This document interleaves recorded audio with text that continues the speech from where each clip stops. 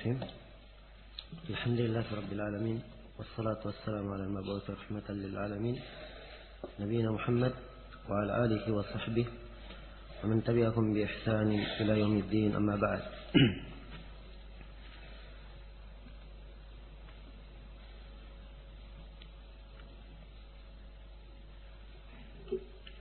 Berkata Imam Al-Bukhari rahimahullahu taala,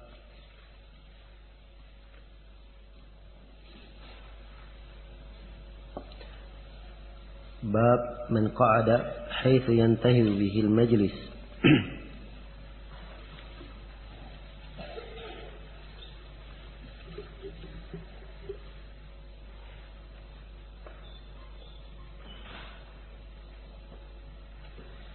Sudah ketemu. Kalau di sini hadits nomor 66, mungkin nanti 65 mungkin.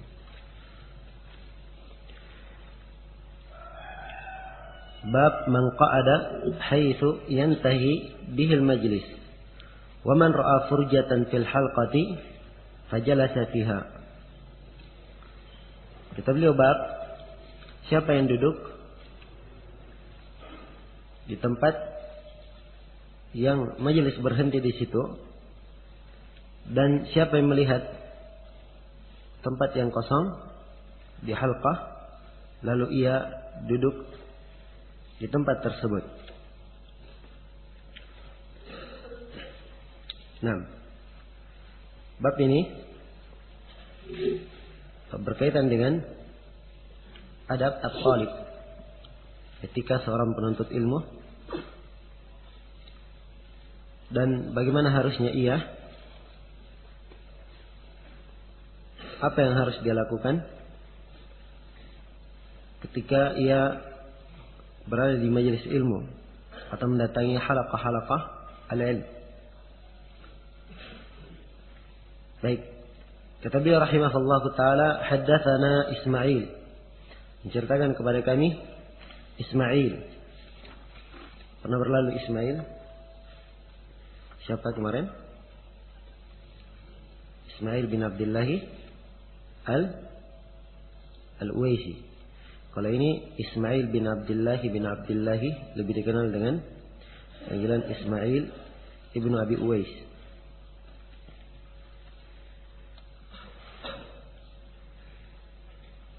Nah, beliau punya hubungan keluarga dengan Imam Malik. Dan Imam Al-Bukhari rahimahullah banyak menyebutkan riwayat-riwayat Ismail ibn Abi Uwais ini di dalam sahihnya. Namun Ismailnya sendiri sebenarnya lemah haditsnya. Karena itu sebagian para ulama menganggap kalau hadits Ismail di luar sahih Al-Bukhari, maka dilemahkan sampai ada pendukungnya. Adapun di dalam sahih Al-Bukhari, maka Imam Al-Bukhari menyaring hadits-hadits yang sahih. Kadang diambil dari sebagian jalan orang yang tidak begitu kuat dengan faedah al-ulu, supaya riwayatnya sampai kepada Nabi dengan perantara rawi yang tidak begitu banyak. Nah, kata beliau, haddatsani Malik, menceritakan kepadaku Imam Malik, bahwa, dan beliau ini adalah Malik ibn Anas ibn Malik Abu Abdullah, Imam Darul Hijrah. Nah, Imam Malik rahimahullah adalah imam kota Madinah. Sebagian para ulama berkata, laula Malikun bil Madinati wa ibn Uyainah bi Makkah la dhahaba ilmu al-Hijaz. Dikata bukan karena Malik yang berada di kota Madinah, bukan karena Ibnu Uyainah yang berada di kota Mekkah, maka ilmu Hijaz akan pergi. Menunjukkan bahwa beliau ini adalah lambang penyandang ilmu di zamannya. Dan beliau, Imam Malik, salah satu dari 4 madhab yang terkenal. Beliau dikenal dengan fikih, dikenal dengan keilmuan, dan betul-betul mempunyai wibawa rahimahullah ta'ala. Dan demikian ilmu itu, apabila seorang memuliakan ilmu dan mengagungkan ilmu, maka Allah subhanahu wa ta'ala akan mengagungkannya. Disebutkan bahwa Imam Malik sebelum beliau duduk di majelis, maka beliau berwudu, memakai wangi-wangian untuk duduk di majelis, mengajarkan ilmu. Iya.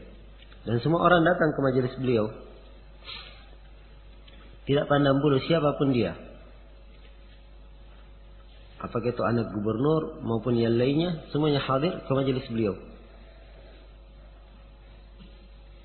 Dan beliau berkata, al-ilmu yu'tah wa la ya'ti. Ilmu itu didatangi dan tidak datang sendiri. Nah, ini prinsip yang banyak dipegang di zaman itu oleh para a'immah, sebab para ulama sangatlah banyak. Orang-orang yang menuntut ilmu juga sangat banyak. Namun di zaman ini, tatkala ilmu syariah mulai dianggap asing oleh sebagian manusia, atau dianggap asing oleh banyak manusia, kadang seorang dai datang mendatangi murid itu belum tentu diterima. Nah, wa ilallahil mustaka. Ala kulli hal, setiap orang punya semangat untuk menyampaikan kebaikan dan menjadi sebab di dalam kebaikan. Maka kapan dia mampu memberikan faedah kepada seseorang, maka hendaknya dia kerjakan.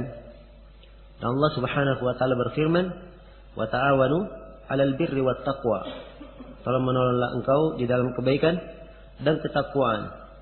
Dan di dalam hadis Jabir yang diriwayatkan oleh Imam Muslim, Rasulullah sallallahu alaihi wasallam bersabda, "Man istata'a minkum ay yanfa'a akhahu falyaf'al." Siapa di antara kalian yang mampu memberi manfaat kepada saudaranya, maka hendaknya ia kerjakan. Iya. Kata beliau rahimahullahu taala, an Ishaq bin Abdullah bin Abi Talha. Dari Ishaq bin Abdullah bin Abi Talha. Ishaq bin Abdullah bin Abi Talha. Beliau ini adalah kemenakan Anas bin Malik radhiyallahu taala anhu. Iya. Abdullah bin Abi Talha adalah saudara Anas bin Malik seibu.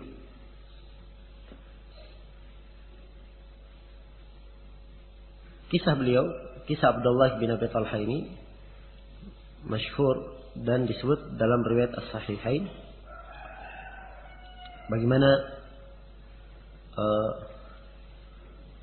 beliau waktu baru lahir oleh Anas bin Malik dibawa kepada Rasulullah sallallahu alaihi wasallam untuk ditahnik.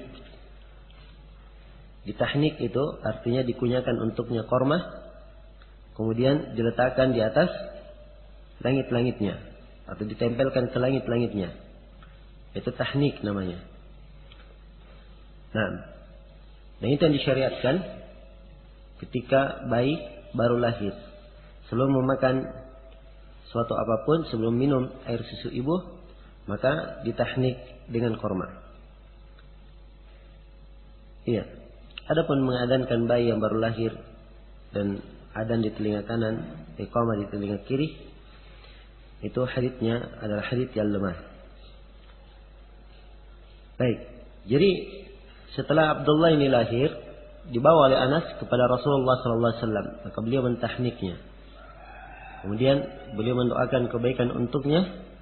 Setelah itu Rasulullah memberi nama Abdullah ini dengan nama Abdullah. Kemudian Abdullah ini disebutkan dalam biografinya punya anak 7 orang atau 8 orang, semuanya hafal Al-Quran. Iya, ini berkah dari tahnik Rasulullah SAW. Dan juga beliau doakan berkah untuknya. Imam Malik sebenarnya masih punya hubungan kekeluargaan dari sisi nasab kepada Ishaq ibn Abdullah ibn Abi Talha. Saya nggak tahu dari sisi mana, saya nggak ingat dari sisi mana sekarang hubungannya. Dan rawi-rawi yang seperti ini sebenarnya banyak di dalam as-sahihain. Riwayat anak meriwayatkan dari ayahnya, dari kakeknya. Kadang seorang meriwayatkan dari pamannya. Nah, dan seterusnya. Dan ini kita lihat bagaimana orang-orang terdahulu semangat mereka untuk mendidik keluarganya sehingga menjadi orang-orang yang baik. Ya. Dan meninggalkan manfaat untuk kaum muslimin.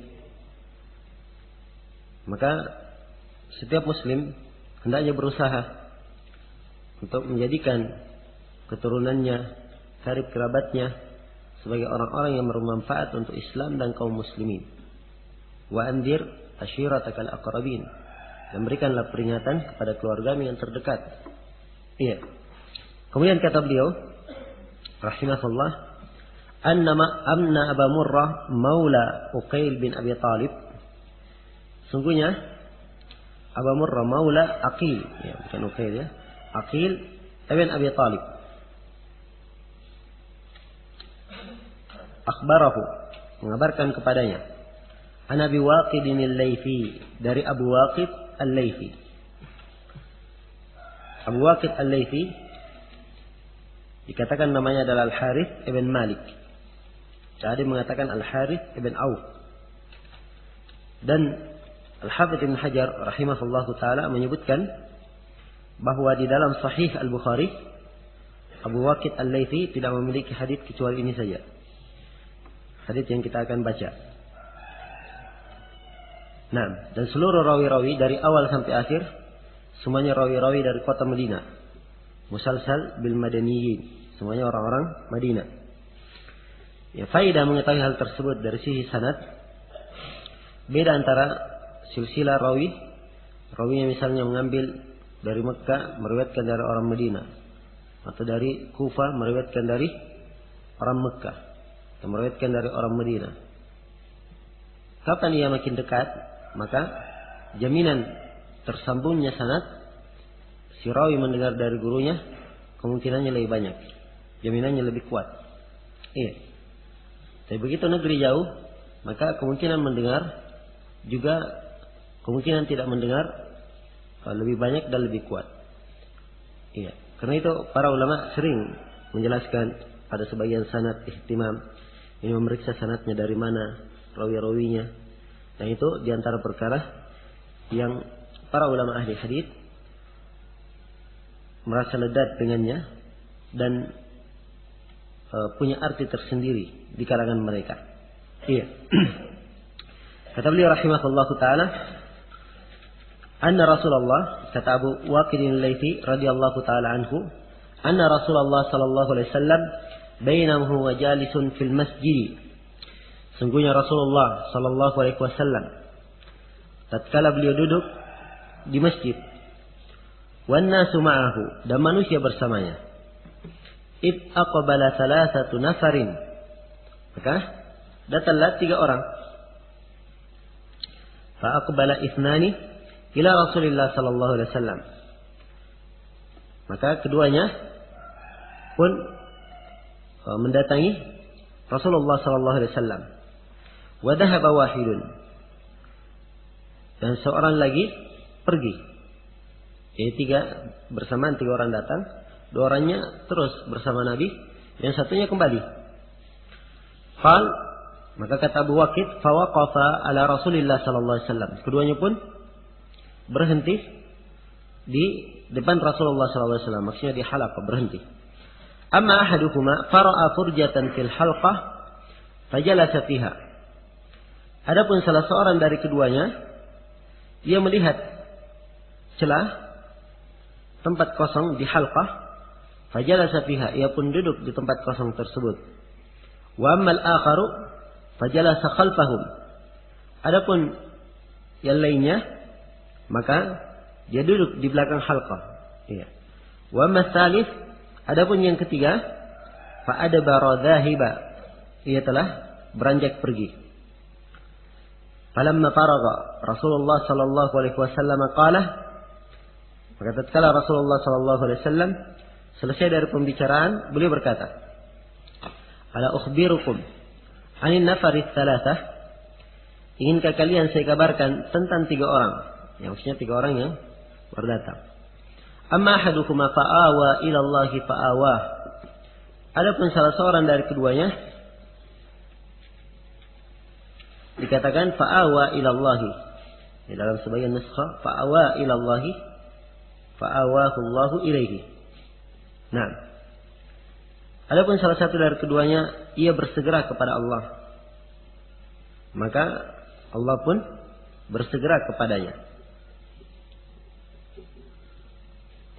Wa amma al-akhar fastahya Allah minhu. Adapun yang lainnya dia malu, maka Allah pun malu kepadanya. Wa mal akhar fa'arada Allahu anhu. Adapun yang lainnya dia berpaling, maka Allah pun berpaling darinya. Iya. Dalam hadis ini pelajaran yang bisa dipetik sebagai etika atau yang berkaitan dengan ilmu. Yang pertama adalah kebiasaan Rasulullah sallallahu alaihi wasallam dan para sahabatnya dalam halaqat al-ilm, dalam majelis-majelis ilmu. Iya. Kemudian yang kedua, di dalam hadis ini juga menunjukkan bahwa orang yang datang ke majelis ilmu, walaupun terlambat datang, maka harusnya diberi kesempatan untuk duduk mendengar dan tidak dilarang untuk hadir. Larangan pada seorang atau seorang murid untuk hadir di halqah apabila terlambat, ini kalau memang ada suatu maslahat yang dipandang oleh seorang guru yang mendidiknya untuk disiplin atau yang semisal dengan itu. Tapi asalnya kalau berkaitan dengan umum, maka siapapun datang yang mendengarkan ilmu, maka hendaknya ia memberikan keluangan dan kelapangan untuknya. Nah, dan di sini disebutkan kisah 3 orang ini yang datang. 2 orang mereka hadir bersama Rasulullah, dan yang satunya lagi pergi. Dan 2 orang yang hadir ini begitu melihat di halqah, salah satu dari keduanya melihat tempat kosong di tengah halqah, maka dia mendatangi tempat kosong tersebut lalu duduk di situ. Dan sebagian yang lain, satunya lagi ia duduk di belakang halqah. Nah, maka di sini kita bisa mengambil pelajaran bahwa hendaknya setiap orang itu berusaha untuk mencari tempat-tempat yang layak, yang baik di dalam mengambil ilmu. Ya, tentunya posisi duduk itu juga menentukan. Beda antara orang yang duduk di depan dan orang yang duduk di belakang. Beda antara orang yang menyatu di halqah dan dia duduk sendirian. Ya. Seorang penuntut ilmu itu hendaknya dalam keadaan siap dan dalam posisi penuh perhatian terhadap apa yang akan disampaikan.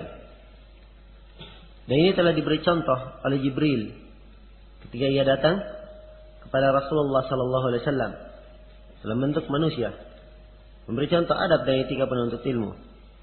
Dikatakan fa'asnadah, dikatakan bainama nahnu julus ma'a Rasulillah sallallahu alaihi wasallam ittala alaina rajulun shadidu bayadi thiyabi shadidu sawadi as-sa'ri la yu'rafu alaihi atharu as-safar wa la ya'rifuhu minna ahad hatta jalasa ila Rasulillah sallallahu alaihi wasallam fa asnada rukbatayhi ila rukbatayhi wa wada'a kaffayhi ala fakhidayhi.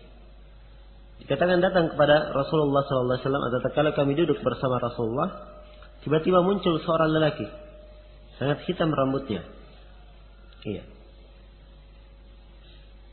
Sangat hitam rambutnya. Kalimat sangat hitam rambutnya ditakbir untuk orang-orang yang menggunakan ad-dahan, minyak rambut, atau yang semisal dengan itu. Sangat putih bajunya, pakaiannya bersih, dan tidak dilihat padanya bekas safar. Ya, sebab ini datang dengan etika seorang penuntut ilmu. Nah, maka dia duduk kepada Rasulullah, lalu menyandarkan kaki kanannya, melanjarkan kedua lututnya ke lutut Rasulullah. Kemudian meletakkan tangannya di atas kedua pahanya. Nah, di sini dia duduk di depan guru dan siap untuk mendengarkan apa yang diucapkan oleh guru tersebut. Posisi perhatian. Maka itu adalah suatu yang terpuji dan etika seorang penuntut ilmu. Nah, dan di sini Rasulullah SAW jelaskan tentang 3 orang ini. Maka yang duduk di tempat yang kosong tadi, yang masuk ke halaqah kemudian duduk di tempat kosong, dipuji oleh Rasulullah dengan ucapan beliau, fa'awa ilallahi, dia bersegera kepada Allah, maka Allah bersegera kepadanya. Iya. Ini menunjukkan keutamaan orang-orang yang mengisi tempat-tempat kosong di dalam majelis ilmu. Dan di dalam hadits ini juga menunjukkan bolehnya seorang itu masuk ke dalam halqah walaupun dia harus melewati beberapa orang di depannya, kecuali kalau memang perkaranya adalah perkara yang sulit atau memberatkan yang lain, ya maka dia duduk di belakang tidak apa-apa. Jadi kalau dia lewat untuk sampai ke tempat yang kosong tanpa mengganggu yang lain, maka itu adalah perkara yang tidak mengapa insyaallah ta'ala. Akan tetapi kalau dia lewat dan mengganggu yang lainnya, maka hendaknya dia duduk di belakang. Ya. Ini dasarnya berkaitan dengan nas-nas umum tentang tidak boleh mengganggu orang yang lain. Ya.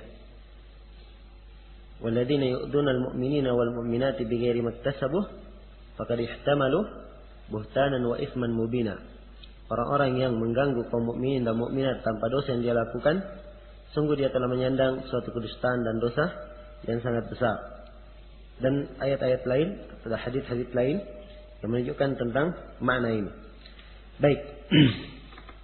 Dan di dalam hadits ini juga pujian terhadap orang-orang yang berlomba-lomba di dalam menggapai kebaikan. Iya. Nah, dan ini ciri seorang muslim yang baik.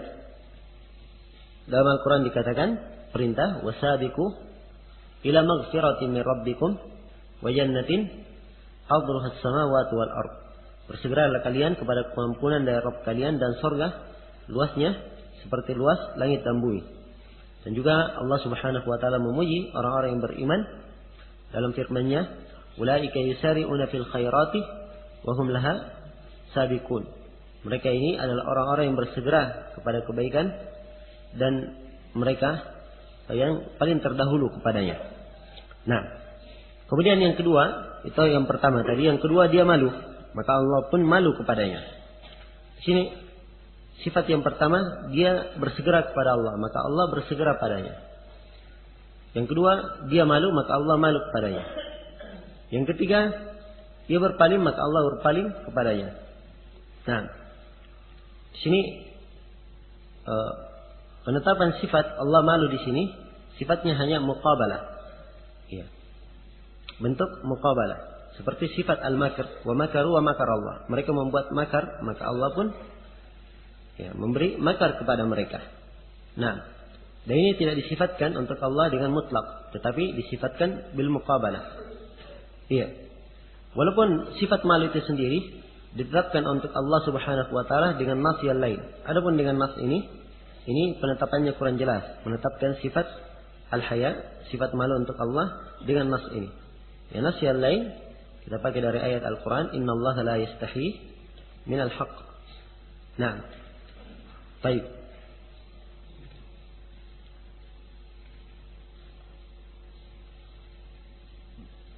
Iya. Dan ditetapkan hal tersebut sesuai dengan kemuliaan dan kebesaran Allah Subhanahu wa taala.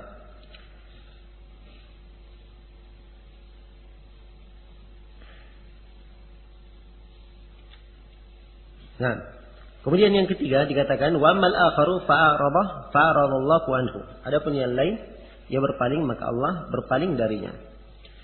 Ya, demikian seseorang itu kalau meninggalkan perkara-perkara yang merupakan ketaatan, maka kadang itu menjadi sebab ia tidak mendapatkan berkah dari Allah Subhanahu wa taala. Iya. Maka dalam hadis ini juga kita mengambil faedah lain bahwa seorang guru kadang dari kejadian yang terjadi di majelisnya mengungkapkan suatu ucapan yang kiranya bisa diambil faedah oleh orang-orang yang hadir di majelis tersebut, walaupun yang disinggung ada di majelis tersebut. Kemudian yang kedua atau yang lainnya disebutkan oleh Hafidz Ibnu Hajar bolehnya mengabarkan tentang kelakuan orang-orang yang berbuat kebaikan maupun berbuat kejelekan. Yang ketiga ini tentunya dia berbuat kejelekan dengan meninggalkan majelis ilmu. Ya. Hal tersebut tidak dianggap sebagai ghibah kalau memang bentuk penyampaiannya untuk az-zajr yang memperingatkan, mentahdir dari perbuatan yang seperti itu. Nah, dan celaan secara umum itu dianggap ghibah kecuali pada berapa perkara?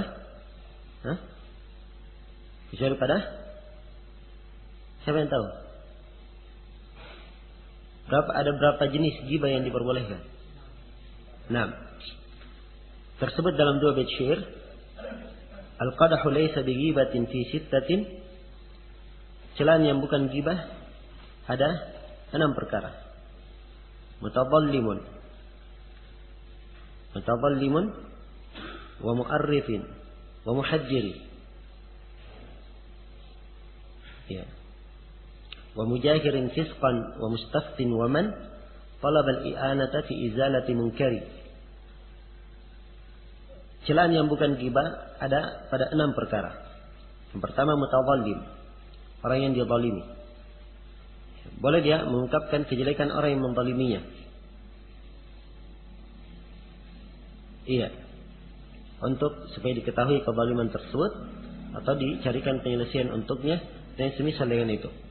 Kemudian yang kedua adalah al-mu'arrif. Sebagai ta'rif. Ya. Bentuknya adalah ta'rif. Memang dikenal dengan panggilan tersebut. Ada orang misalnya disebut si buta misalnya.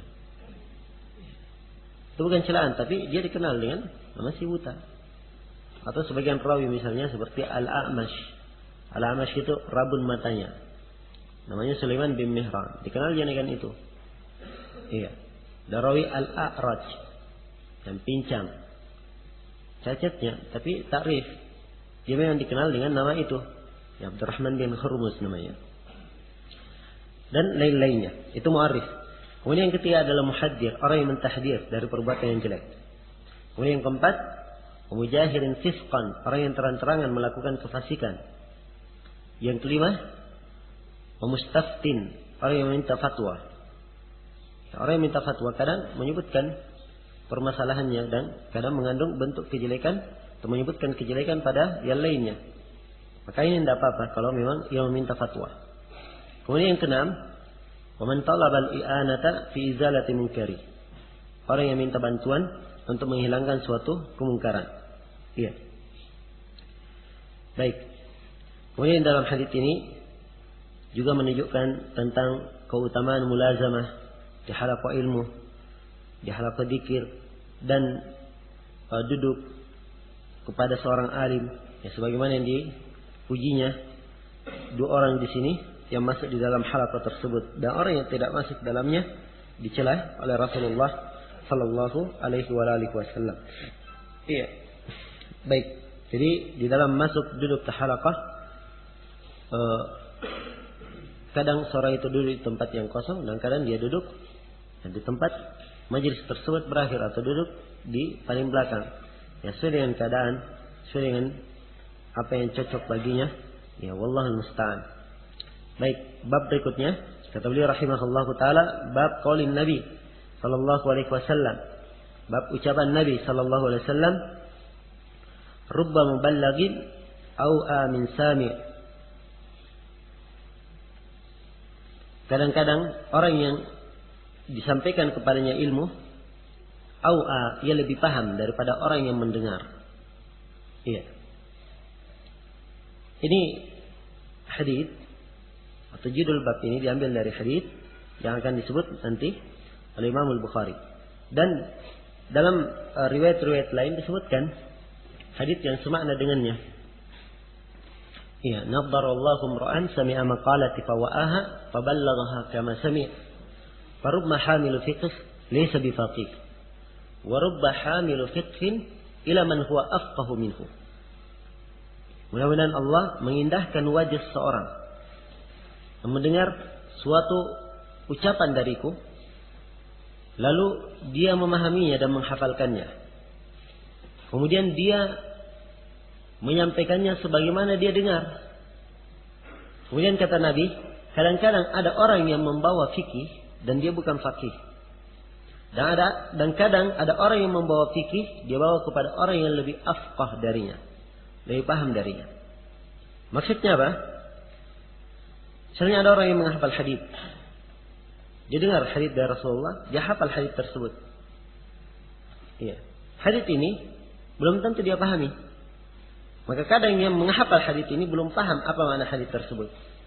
Dan kadang hadis tersebut dia bawa kepada alim ulama, dia sampaikan hadisnya, maka si alim ini walaupun tidak pernah mendengar sebelumnya, tapi dia lebih paham akan makna hadis daripada orang yang menyampaikannya. Iya. Maka di sini sebagai perkara yang harus diketahui dalam menuntut ilmu, bahwa ilmu itu sifatnya adalah mawahib, pemberian dari Allah Subhanahu wa taala. Kadang seorang dilebihkan pada suatu perkara dan yang lainnya tidak diberikan perkara tersebut. Ya. Dan tidak semua manusia memiliki derajat sempurna, atau tidak dari manusia yang memiliki derajat sempurna. Ya. Kecuali orang-orang yang telah dirahmati oleh Allah Subhanahu wa taala dari para nabi dan para rasul. Ya. Maka kadang ada suatu masalah nampak bagi orang yang di bawah dia lebih rendah darinya, dan terhadap alim masalah tersebut tidak begitu nampak. Dan kadang seorang menghafal hadis, mendapatkan suatu hadis, dia bawa kepada seorang alim, dan si alim tersebut lebih paham mana hadis dari orang yang mendengarkannya langsung. Iya. Baik. Dan di sini juga istihbab, keutamaan menyambung dan menyampaikan ilmu. Ya. Menyambung dan menyampaikan ilmu. Baik. Kemudian kata beliau rahimahullahu taala, haddatsana Musaddad. Menceritakan kepada kami Musaddad. Beliau ini Musaddad ibn Musarhad Abul Hasan Al-Basri. Salah seorang rawi yang terkenal minas thiqat, mempunyai hafalan yang sangat kuat. Sampai Imam Al-Bukhari berkata, Kitabul Hajj huwa musaddadun kasmihi. Dia ini musaddad sebagaimana namanya. Musaddad itu artinya orang yang dikokohkan di atas jalan yang lurus. Ya. Nah, terarah langkahnya, itu musaddad. Musaddad ini rawi yang banyak meriwayatkan hadis. Gurunya yang paling senior adalah Yahya bin Sa'id Al-Qattan. Ya. Karena kemampuan Musaddad dan Yahya bin Sa'id Al-Qattan melihat ciri baik padanya, maka Yahya bin Sa'id Al-Qattan berkata kepadanya, wahai Musaddad, andai kata kami tidak sibuk, maka kami yang datang ke rumahmu, ya, memberikan hadits untukmu. Nah, ini kebalikan dari apa yang disebut tadi dari Imam Malik. Jelas para ulama melihat hal-hal yang maslahat, ya, di dalam setiap masalah, setiap perkara. Ya, kadang dia menempuh cara talabah yang datang kepadanya, dan kadang dia menempuh cara dia mendatangi. Ya. Kalau dia lihat misalnya pada seorang, diharapkan orang ini bermanfaat untuk Islam dan kaum muslimin, maka hendaknya menjadi model inayah, ya, diberikan perhatian. Ya. Diharapkan ia bermanfaat untuk Islam dan kaum muslimin. Nah, ini dilakukan oleh para ulama terdahulu dan dilakukan oleh para masyayikh di zaman ini. Nah, Syekh bin Baz mengkhususkan beberapa orang yang belajar pada beliau dan juga Syekh Ibnu Utsaimin rahimahullahu taala. Demikian perhatian pada beberapa orang khusus yang dipandang bisa bermanfaat kelak di kemudian hari untuk Islam dan kaum muslimin. Dan juga demikian Syekh Muqbil rahimahullahu taala. Nah, dan saya kadang melihat ada orang yang biasanya Syekh di waktu-waktu tersebut tidak senang untuk ditanya. Ya, setelah mengajar biasanya setelah Isya, beliau merasa capek, seperti itu tidak senang untuk ditanya. Ya. Dan sebagiannya oleh pengawalnya ketika mau bertanya dilarang. Ya, tapi ada orang-orang khusus datang ke Syekh dan Syekh juga menjawab pertanyaannya. Ya, dapat perhatian khusus oleh beliau rahimahullahu taala. Ya. Dan ini bentuknya bukan lebih mendahulukan seseorang di atas orang yang lain. Ya, tetapi dilihat dari sisi maslahat dan manfaatnya dan bagaimana pada sebagian orang diharapkan bisa bermanfaat untuk Islam dan kaum muslimin. Nah, kemudian kata beliau rahimahullah, haddatsana Bishr. Beliau berkata menceritakan kepada kami Bishr. Bishr ini adalah Bishr bin Mufaddal. Bishr bin Mufaddal dari Basrah juga. Kota Basrah sekarang di mana letaknya? Di Irak. Nah, yang perlu diketahui kota Basrah itu kota yang dibangun oleh kaum muslimin. Sebagaimana negeri Kufah, Basrah, Baghdad, Mesir. Itu asal pembangunnya kaum muslimin yang membangunnya. Sebagian daerah itu asalnya adalah orang-orang kafir kemudian dikuasai oleh kaum muslimin. Demikian. Baik. Kata beliau qala haddatsana Ibnu Aun, menceritakan kepada kami Ibnu Aun, Abdullah Ibnu Aun namanya. Beliau termasuk rawi yang dianggap paling kuat riwayatnya dari Ibnu Sirin. Kata beliau dari Ibnu Sirin, yaitu Muhammad Ibnu Sirin. An Abdurrahman bin Abi Bakrah, dari Abdurrahman bin Abi Bakrah, an abihi, dari ayahnya, yaitu Abu Bakrah Al-Harith ibn Nufay atau Nufay ibn Al-Harith. Ya, dan beliau ini salah seorang sahabat Rasulullah SAW yang dikenal. Abu Bakar berkata, "Dzakara Nabiya sallallahu alaihi wasallam." Taib, an abihi, ya, dari ayahnya. Di sini ada kalimat annahu dzakara Nabiya. Ya. Dari Abdurrahman bin Abi Bakrah an abihi annahu dzakara Nabiya sallallahu alaihi wasallam qa'ada ala ba'irihi. Ada annahu di situ antum? Di kitab saya juga enggak ada. Itu kalimat yang harus disebut. Ya, dalam posisi seperti ini. Kadang dari rawi menyambung ke guru disebut annahu qal atau annahu kada. Walaupun tidak ditulis tapi sudah dibaca begitu. Sungguhnya beliau menyebut Nabi sallallahu alaihi wasallam yang duduk di atas ontanya. Wa amsaka insanun bi khitamihi aw bi zimamihi. Dan seorang manusia memegang tali kekangnya. Ya, zimam dengan khitamihi sama ya. Khitam itu tali untuk yang dipakai untuk mengendalikan onta. Zimam demikian. Maka Nabi sallallahu alaihi wasallam berkata, "Ayu yaumin hada?" Hari apakah ini? Fasakatna hatta dhananna annahu sayusammihi siwa ismihi. Maka kami pun diam sampai kami menyangka bahwa beliau akan menyebut hari ini dengan selain namanya. Maka beliau berkata, "Alaysa yauman nahar?"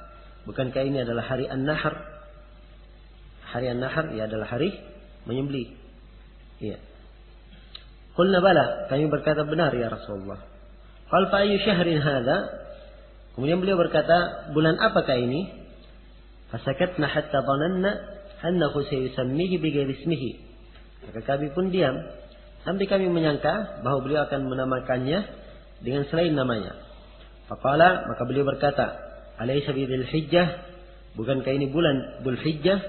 Qulna bala, kami berkata benar ya Rasulullah. Maka beliau berkata, "Fa inna dima'akum wa amwalakum wa a'radakum bainakum haramun ka hurmati yaumikum hadha fi syahrikum hadha fi baladikum hadha liyuballighi asy-syahidul ghaib fa inna asy-syahida asa ayyuballigha man huwa aw'alahu minhu. Kata beliau, sungguhnya darah-darah kalian, harta-harta kalian, dan kehormatan kalian adalah haram antara sesama kalian, sebagaimana haramnya hari ini. Maksudnya haramnya khurma, yaitu terhormatnya hari ini. Fi syahrikum hada, sebagaimana terhormatnya bulan ini. Fi baladikum hada, sebagaimana terhormatnya negeri ini. Nah, di negeri ini, maksudnya negeri yang terhormat pula. Kemudian beliau katakan, liuballighi syahidul ghaib. Maka hendaknya ini oleh orang yang hadir menyampaikannya kepada orang yang tidak hadir. Di sini anjuran untuk menyampaikan ilmu, iblagh. Tapi hendaknya disampaikan sesuai dengan apa yang didengar. Nah, ini makna hadis yang diriwayatkan oleh Imam Al-Bukhari dari hadis Abdullah bin Amr bin As yang banyak disalahgunakan oleh sebagian orang. Ballighu anni walau ayat. Sampaikan dariku walaupun satu ayat. Ya, kalimatnya sampaikan, bukan disuruh menambah-nambah, menyampaikan hadis syarahnya sana sini. Iya. Seperti yang dilakukan oleh sebagian orang, ya baca hadis satu, setelah itu syarahnya ya lari ke sana sini.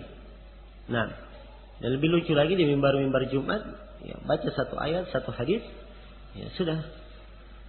Ya. Setelah itu melayang ke sana sini, ya, kadang di Amerika, ya, kadang di Timur Tengah, dan kadang ya, menyingkap masalah politik yang terjadi di Indonesia. Nah, tidak seperti itu. Tapi kalimat ballighu anni, sampaikan, bentuknya penyampaian, bukan menambah. Kemudian kalimat anni, dariku, menunjukkan dia yakin ini dari Nabi. Ya, kalau dia tidak yakin, ya maka jangan dia sampaikan. Nah, maka ini yang syaratnya, ballighu anni walau ayat, walaupun satu ayat. Ya. Dan dalil-dalil di sini untuk sebagian orang yang ya, sedang melakukan dakwah tanpa ilmu. Kalau disuruh menuntut ilmu, katanya ya khurut dulu lah jalan, nanti di tengah jalan dapat ilmu. Iya. Nah, mau bicara apa kalau tidak ada ilmu? Nah, wallahul musta'an. Dan biasanya, ya, itu sudah merupakan adat yang berkembang. Orang yang seperti ini merusaknya lebih banyak daripada memperbaiki. Ya, orang baru sadar misalnya, ya, diajak sholat, ikut sholat, ya setelah itu, Bapak silahkan memberi ceramah. Subhanallah, dapat ceramah dari mana? Ya. Nah, maka kerusakan yang banyak terjadi. Ya, sampai saya pernah mendengar ada yang ceramah dari jemaah tabligh seperti itu. Diceramah di depan umum. Ya, di antara yang disebutkan, katanya Allah itu tidak melihat kepada harta kita, kekayaan kita, pangkat dan jabatan kita. Andai kata itu yang dilihat oleh Allah, maka saya adalah orang yang pertama demo. Ya. Ini kalimat orang-orang yang jahil. Saya yang paling pertama demo. Ada nggak kalimat saya yang paling pertama demo dalam syariah? Tidak ada satu. Kemudian yang kedua, kalau memang itu ketentuan Allah, maka kamu kafir kalau menentang. Ya. Kalau memang itu ketentuan dari Allah, kamu kafir kalau menentang. Ini kalimat-kalimat muncul dari orang-orang yang jahil terhadap agama. Ya. Dan orang-orang yang seperti ini, kebiasaannya berdusta, kemudian kebiasaan karena tidak mempunyai ilmu, akhirnya membuat perkara-perkara yang sangat menakjubkan sekali. Iya. Syekh Mukbil pernah cerita, ya kisah orang yang seperti ini. Ya baru dia ikut jemaah tabligh, sama-sama jalan khuruj. Ya. Baca Al-Fatihah saja belum pandai. Orang Yaman, ya, biasa orang-orang umum. Ya, bisa bahasa Arab, cuman kalimat-kalimatnya tidak fasih. Ya. Baca Al-Fatihah belum fasih, belum bisa baca dengan baik. Ikut khuruj, baru ikut antara maghrib dan isya manusia berkumpul, oleh amirnya dikatakan, fulan kamu harus kasih bayan sekarang. Ya. Nanya saya memberi bayan, menolak. Sekarang sudah orang berkumpul, ayo kamu berdiri kasih bayan. Ya. Akhirnya dia berdiri. Begitu dia berada di depan kemudian melihat ke manusia yang banyak, tiba-tiba mulutnya bungkam, tidak bisa bicara. Nah, karena tidak bisa bicara, akhirnya orang ini menunjuk ke tembok saja. Dia menangis, dia menunjuk ke tembok. Ya. Setelah itu dia turun. Maka amirnya naik, memberi ta'liq. Yang memberikan penjelasan sedikit akan hal tersebut. Katanya apa? Demikianlah syekh kita tadi. Dia menangis karena takut kepada Allah. Ya. Akhirnya demikian keadaannya. Dan ini semua karena hal tersebut.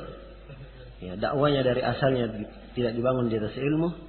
Akhirnya yang terjadi juga keanehan dan keajaiban dunia. Ya. Allah musta'an. Kemudian kata beliau, liuballighu syahidul ghaib. Hendaknya orang yang hadir dan syahid menyampaikan kepada yang gaib, yang tidak hadir. Fa inna syahida asa ay yuballigha man huwa aw'a lahu minhu. Sebab orang yang syahid, orang yang hadir, diharapkan menyampaikan kepada orang yang lebih paham darinya. Nah, di sini anjuran yang sangat khusus dari Nabi sallallahu alaihi wasallam untuk menyampaikan ilmu. Senang memberi manfaat. Dia mendengar suatu ilmu disampaikan kepada yang lainnya. Dan ini sebenarnya etika yang tertanam di kalangan para penuntut ilmu. Ya, salafiyun sebenarnya terdidik dengan ini dari semenjak dahulu. Cuman kadang kondisi